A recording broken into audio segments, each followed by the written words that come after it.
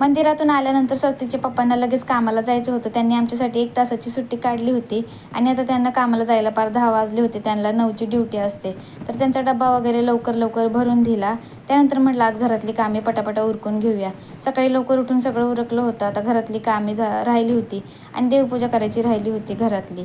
देवदर्शन तर झालं, आता घरातली कामे ते सगळं करायचं होतं. पण म्हटलं सगळ्यात आधी झाडझूड करूया, त्यानंतर आपल्या घरातली देवांची पूजा करूया. तर सगळं साफ केलं, झाडू वगैरे मारून घेतला. त्यानंतर देवपूजा करायला घेतली. आणि असं म्हणतात की एकादशीला उपवास केला तर प्रत्येक उपवासाचं पुण्य आजच मिळतं. तर हा उपवास मी दरवेळेस करते. म्हणजे जेव्हापासून मला कळते तेव्हापासून मी हा उपवास पकडते आणि माझ्या घरातले सगळेच हा उपवास करतात. त्यानंतर देवपूजा वगैरे करून घेतली. आपण म्हणतो की आपण उपवास धरला आहे ना, आपण व्रत वगैरे पाळणार आहोत. पण एकादशीला पण आपण कुठं पण जाऊ दे, मंदिरामध्ये वगैरे आपला प्रसाद मिळतो, उपवासाचं आपल्याला फराळ मिळतं खायला. घरामध्ये पण आपण काही ना काही बनवतो. त्यामुळं आपण काही एवढं उपाशी वगैरे राहत नाही. खाऊन पिऊनच आपला उपवास होत असतो. तर अशा प्रकारे आमची एकादशी गेली आजच्या पुरतं एवढं.